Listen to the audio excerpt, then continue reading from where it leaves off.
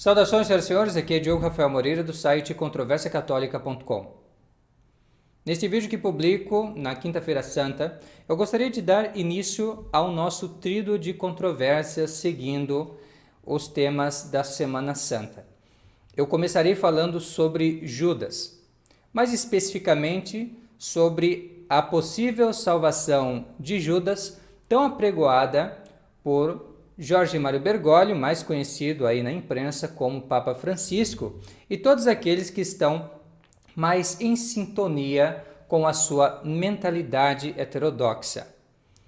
Ele disse muitas vezes, em muitos pronunciamentos, seja no avião, seja na Basílica de Latrão, seja em entrevistas a jornais e à televisão, não importa. Sempre que ele tem uma oportunidade, ele está falando sobre a possível, quase certa, salvação de Judas. Tanto é que se você vai na edição de Quinta-feira Santa, sim, de Quinta-feira Santa, do L'Osservatore Romano, que é o jornal cotidiano do Vaticano, você não vai encontrar outra coisa senão uma matéria dedicada, um editorial, nas primeiras páginas do L'Osservatore Romano, totalmente dedicada àquilo que é o tema da salvação de Judas. O título dessa edição é Giuda e lo escândalo della misericordia, Judas e o escândalo da misericórdia. Em quem se inspirou essa edição?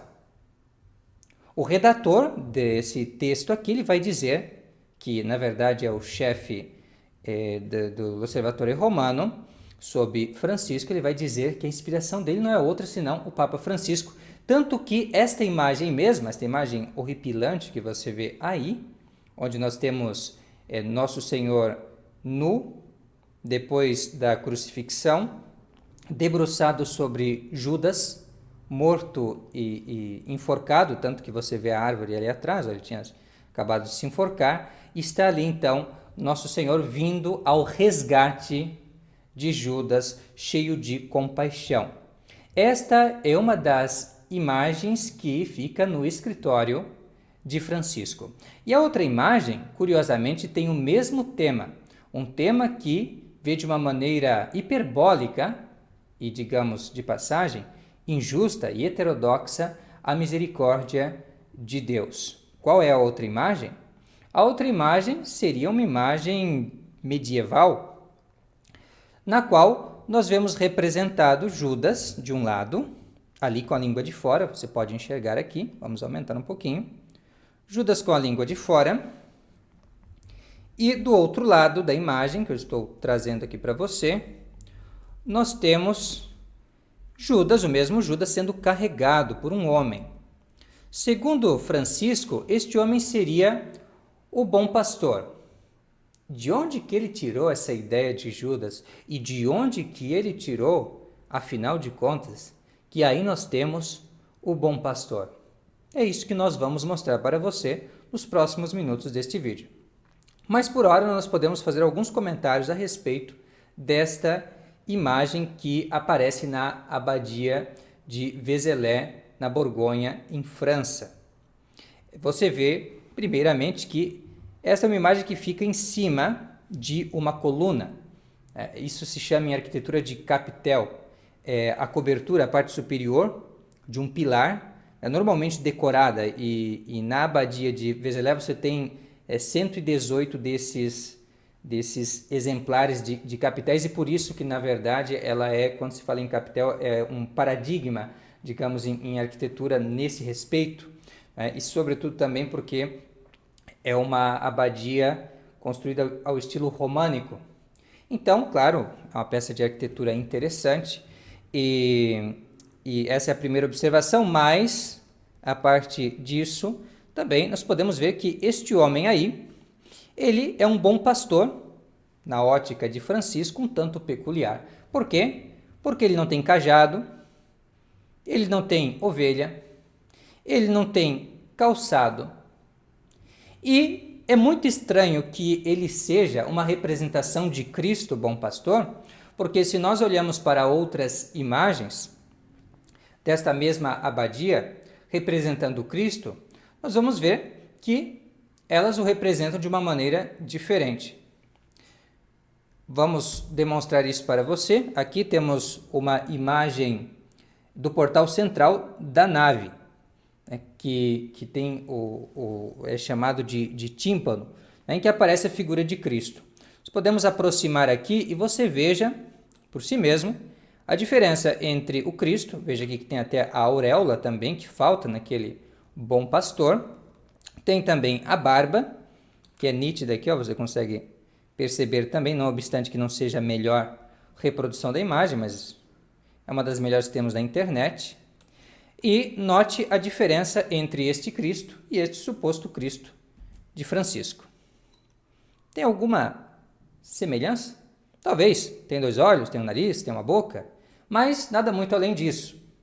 E claro, podemos ver outros exemplares também. Aqui tem uma imagem com uma resolução um pouquinho melhor, mas ainda distante. Ela vai, na verdade, tomar esse tímpano aí já no seu todo, né? Não somente a figura de Cristo, por isso que eu deixei em segundo lugar.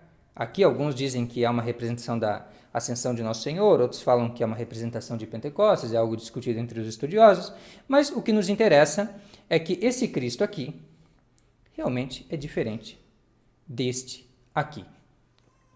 Mas não vamos nós aqui forçar as coisas. Vamos para o que Francisco diz a respeito desta imagem e assim você vai poder ter a interpretação dele e depois também, claro, eu vou fornecer a você a fonte de onde que ele tirou isso, afinal de contas, se isso realmente é o que faz sentido e especialmente se isso faz sentido confrontado com a doutrina católica. Então, Francisco ele começou a falar sobre este capitel em 2016, em uma conferência que ele deu na Basílica de São João de Latrão, em Roma, por ocasião da abertura da Conferência Eclesial da Diocese de Roma. Ele dirigiu esse discurso a sacerdotes e então, ao longo dele, ele falou o seguinte: chegou a minhas mãos a imagem daquele capitel da Basílica, vocês certamente conhecem, de Santa Maria Madalena, em Vézelay, no sul da França. Nota, não é no sul da França, é no centro da França, em Borgonha, onde começa o caminho de São Tiago. De um lado está Judas, enforcado, com a língua de fora, e do outro lado do capitel está Jesus, o bom pastor, que o carrega nos ombros. Ele o carrega consigo.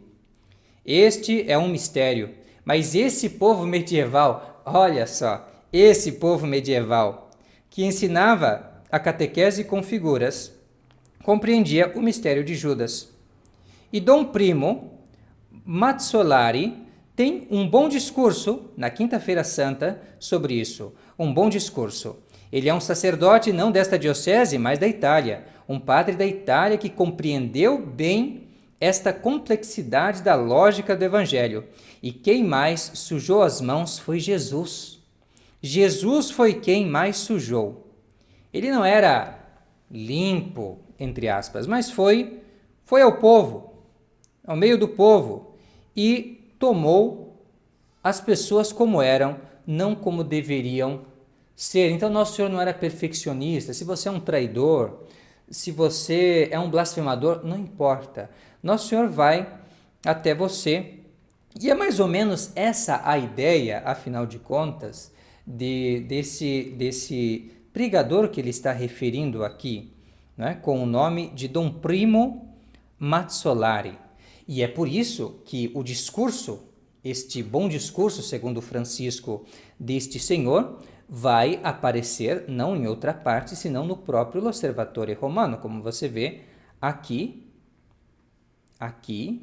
esse é o discurso dele, que foi proferido, olha só, em 1958, como um sermão de Quinta-feira Santa. E o título do sermão, olha só, Nostro Fratello Giuda, nosso irmão Judas. E nesse discurso, este padre italiano, então, tão elogiado por Francisco, ele irá dizer uma coisa bastante impressionante. E como você vê, ele é a primeira fonte que Bergoglio vai citar expressamente.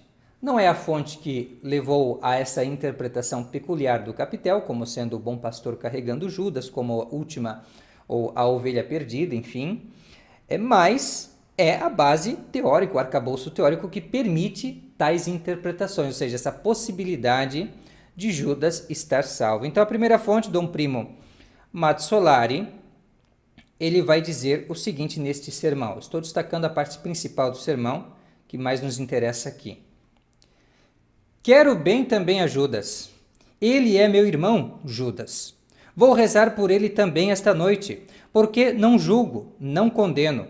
Eu deveria me julgar, eu deveria me condenar. Não posso deixar de pensar que mesmo para Judas, a misericórdia de Deus, esse abraço de caridade, essa palavra amigo, que o Senhor lhe disse enquanto este o beijava para o trair, não posso pensar que essa palavra não tenha entrado em seu pobre coração.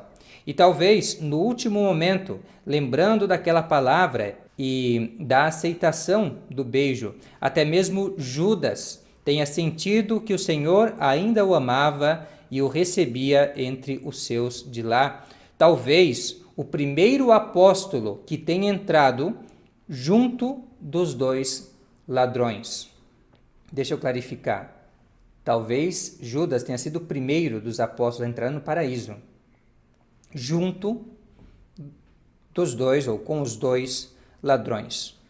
Uma procissão que certamente não parece honrar o Filho de Deus, como alguém a concebe, mas que é uma grandeza de sua misericórdia.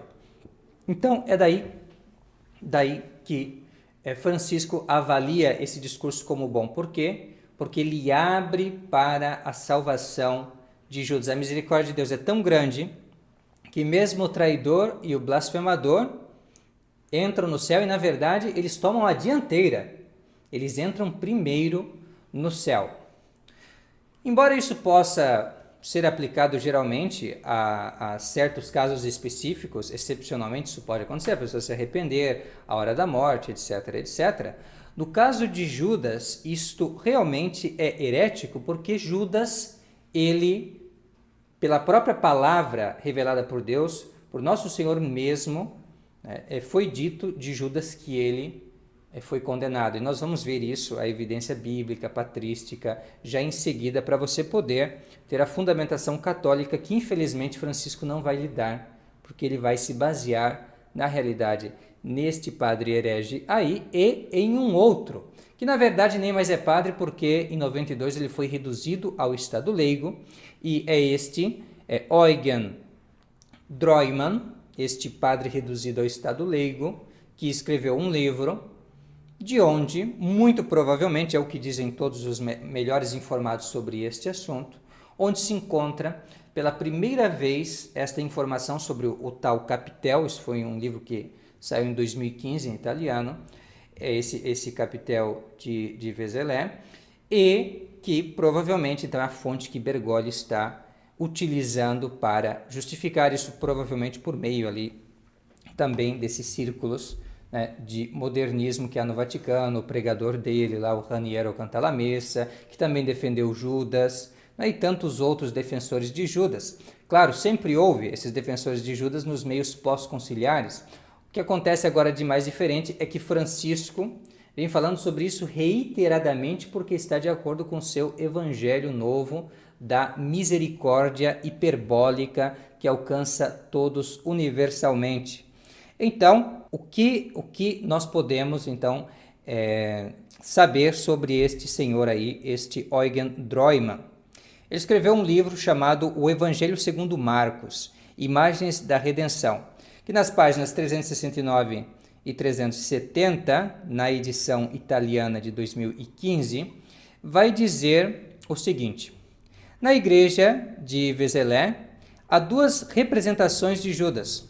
Uma mostra-o com a boca aberta como em um grito sem fim, como na dor de um desespero que busca verdadeiramente a própria morte. Outra mostra que Jesus o carrega nos ombros e sua boca está fechada. A dor é silenciosa. uma vitória da misericórdia além da morte para sempre. O texto de Droyman é uma releitura do Evangelho de Marcos na perspectiva da psicologia profunda, que não escapa à acusação de reducionismo interpretativo, mas a declara abertamente. Diz Droyman: os espíritos diabólicos são apenas espíritos humanos, forças da alma que a angústia empurrou para dentro do ogro do inconsciente? A esta pergunta devemos responder sim, sem hesitação.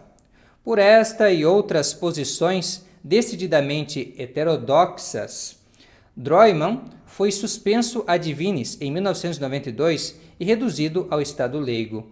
Segundo o teólogo alemão, nosso bom Judas era apenas o mais angustiado e interiormente dividido entre os discípulos, porque afinal era o mais agudo e sensível. Compreendia mais do que os outros a radicalidade do anúncio de Cristo. Talvez tenha sido, segundo ele, o maior e mais inteligente dos discípulos do Senhor. Então, este é o pensamento desse teólogo, que, segundo os mais entendidos a respeito desse tema aí, é, mais do que uma simples hipótese, é realmente aquele de quem Francisco tirou esta interpretação. E como você vê, essa é uma interpretação que nasce de um desejo de reabilitar o irmão deles, Judas, o irmão na traição do Evangelho, o irmão no abandono de Nosso Senhor, um abandono que se disfarça por um beijo.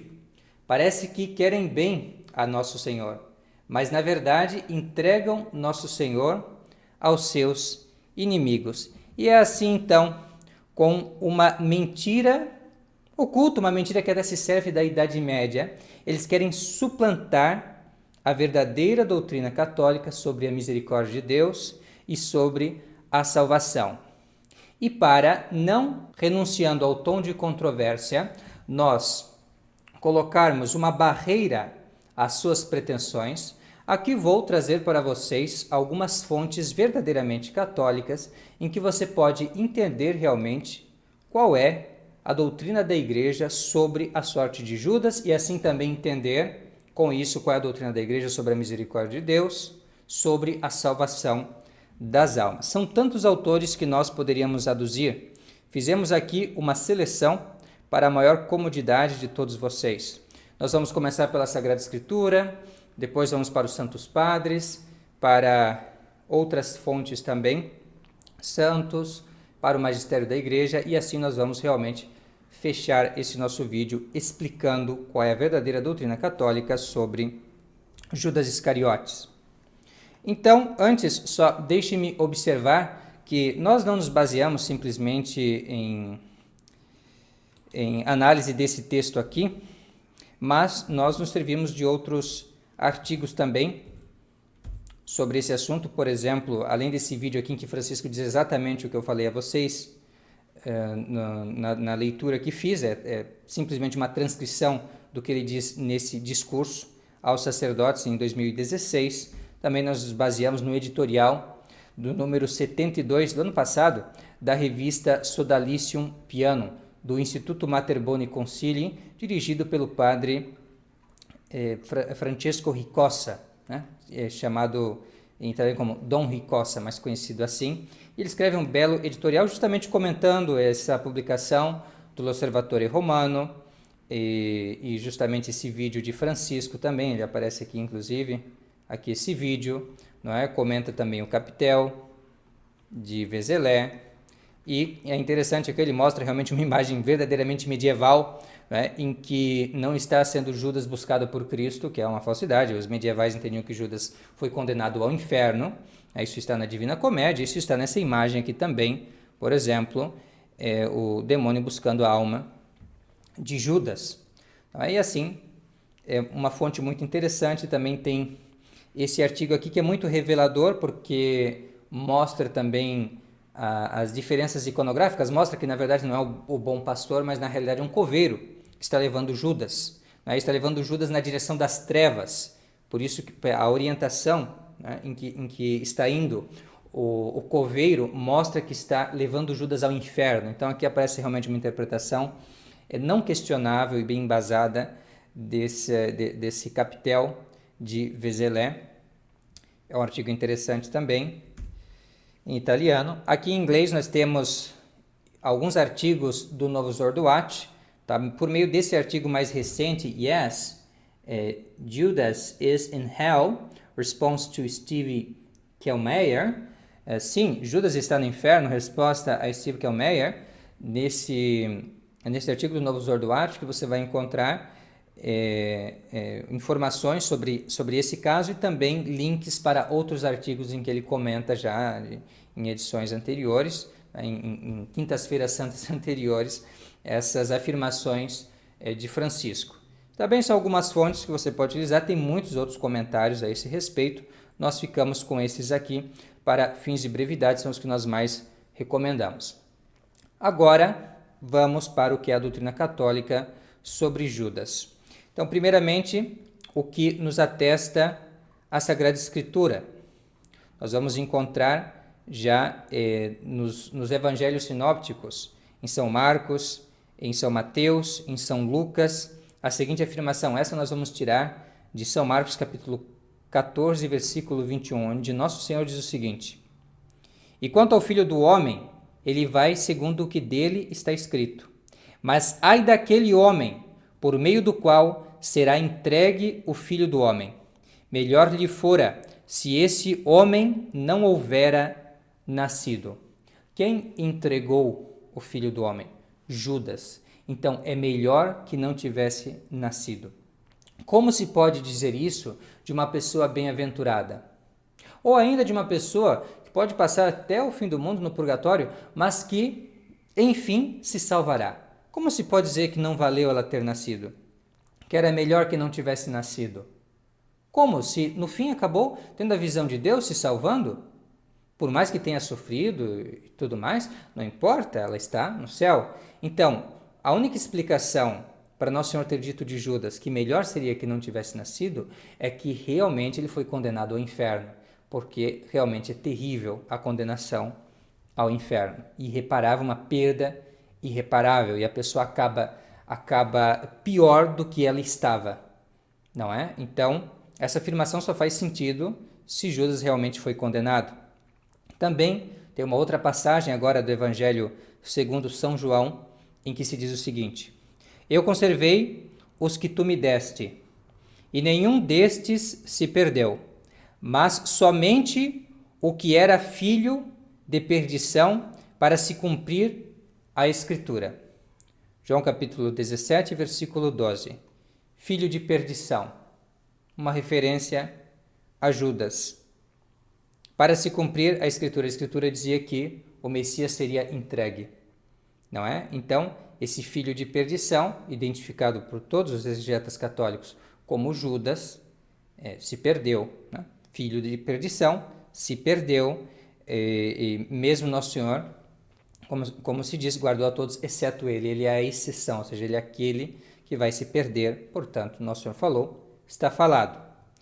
Tem mais uma afirmação dos próprios apóstolos. Nos Atos dos Apóstolos, no primeiro capítulo, se diz o seguinte: E orando disseram: Tu, Senhor, que conheces os corações de todos, mostra-nos destes dois, um a quem tiveres escolhido, para que tome o lugar deste ministério e apostolado, do qual pela sua prevaricação caiu Judas, para ir ao seu lugar. Atos capítulo 1, versículo 24 e 25. Ao seu lugar. Esta é uma passagem que demonstra que o inferno é um lugar, não simplesmente um estado ou um símbolo, como querem dizer os modernistas. Judas foi para algum lugar, o seu lugar. O seu lugar. Então Judas, ele foi para o inferno, onde a sua prevaricação, então, né, encontra a sua recompensa, ou seja, na verdade, o seu castigo. E isto que nós vemos dizer a Sagrada Escritura é exatamente assim que nos é transmitido pelos santos padres e também pela própria liturgia da Santa Igreja nesta Quinta-feira Santa. Claro, a liturgia tradicional da Igreja, como nós vamos ver.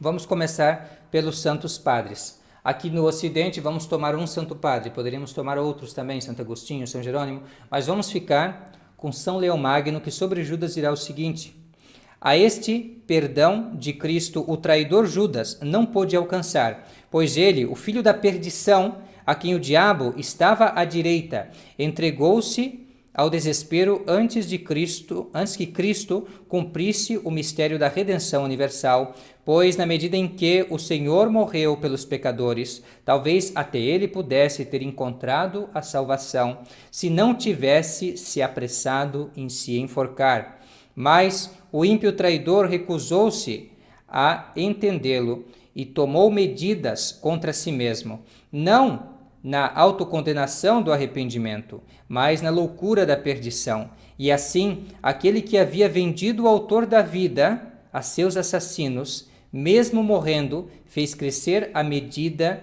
do pecado que o condenou.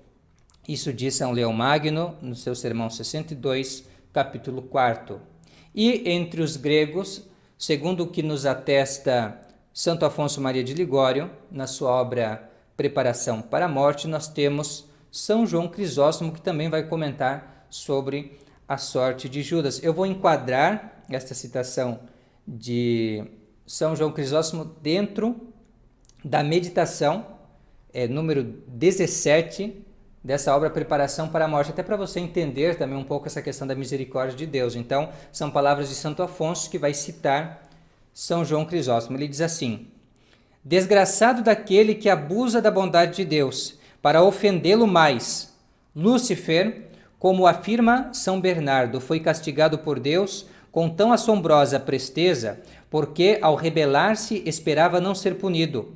O rei Manassés pecou, converteu-se em seguida e Deus lhe perdoou. Mas para Amon, seu filho, que, vendo quão facilmente seu pai havia conseguido perdão, entregou-se à má vida com a esperança de também ser perdoado. Não houve misericórdia. Por esta causa, diz São João Crisóstomo, Judas se condenou porque se atreveu a pecar confiando na clemência de Jesus Cristo. Em suma, se Deus espera com paciência, não espera sempre, pois se o Senhor sempre nos tolerasse, ninguém se condenaria. Ora, é larga a porta e espaçoso o caminho que leva à perdição, e muitos são os que entram por ele. Mateus 7,13. Quem ofende a Deus, fiado na esperança de ser perdoado, é um escarnecedor e não um penitente, diz Santo Agostinho. Isto é o que ele vai dizer, então, citando São João Crisóstomo a respeito de Judas.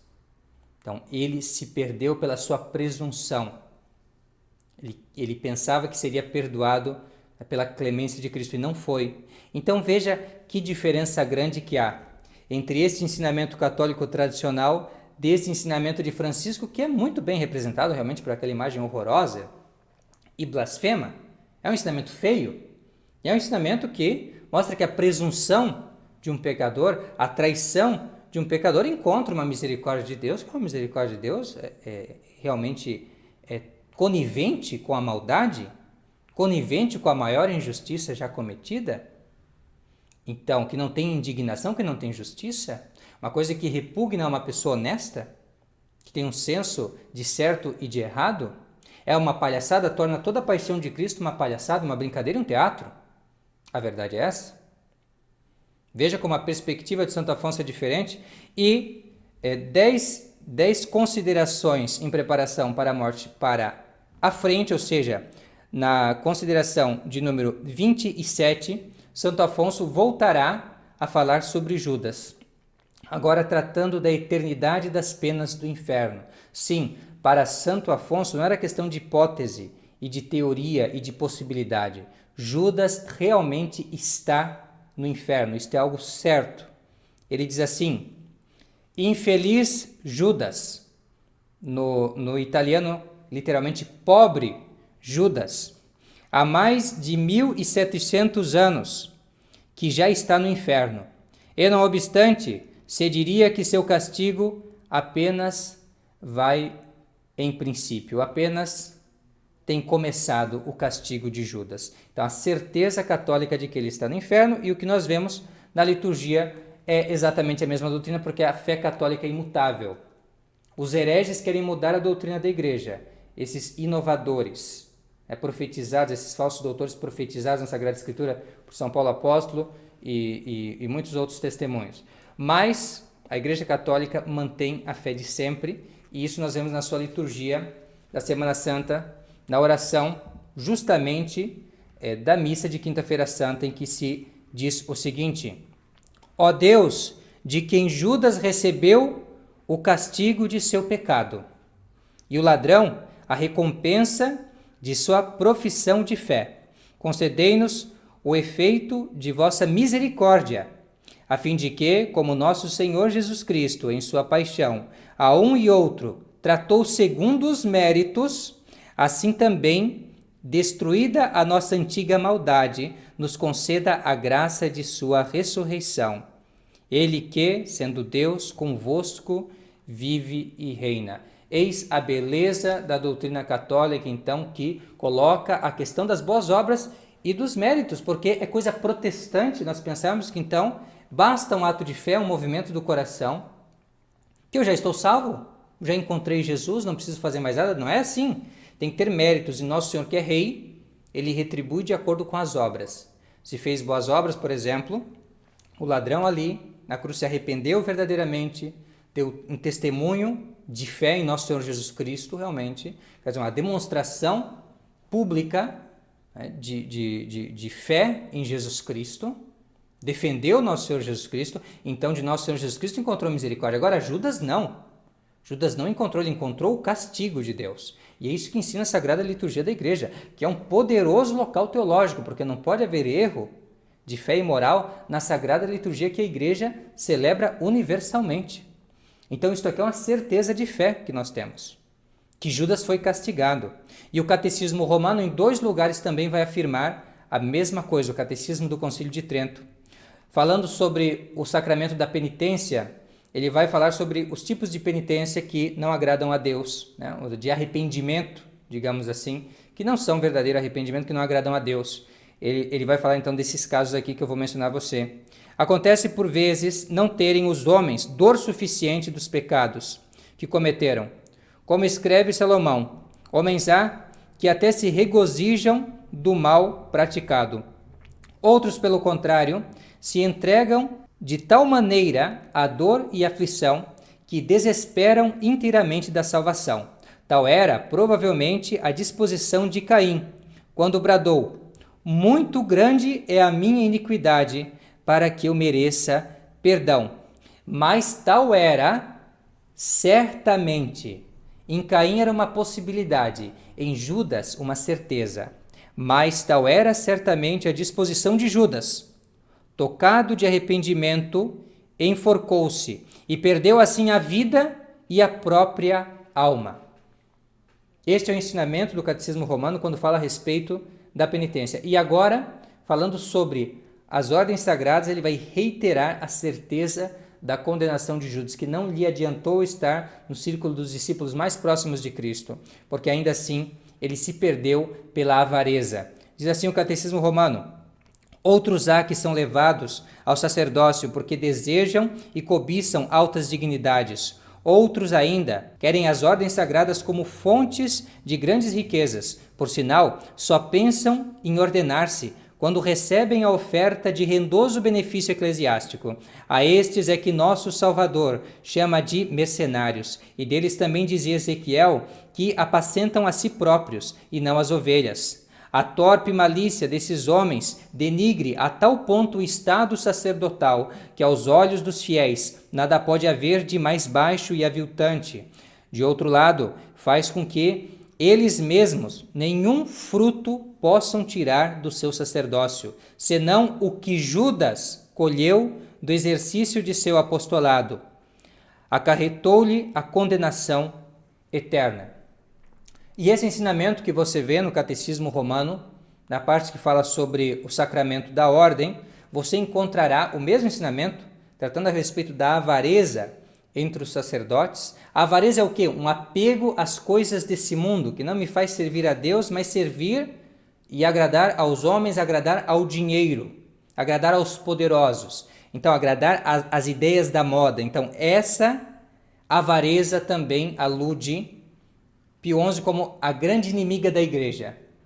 E que faz com que esses sacerdotes trabalhem para o inimigo. Talvez isso vai servir para estes, agora, neo-judaizantes modernistas que querem defender Judas, o irmão deles. Certamente o irmão deles, porque eles também traem o evangelho pela sua avareza, traem o evangelho pela sua presunção de salvação com a sua misericórdia falsa, misericórdia diabólica e satânica, que nunca foi pregada pela Igreja Católica.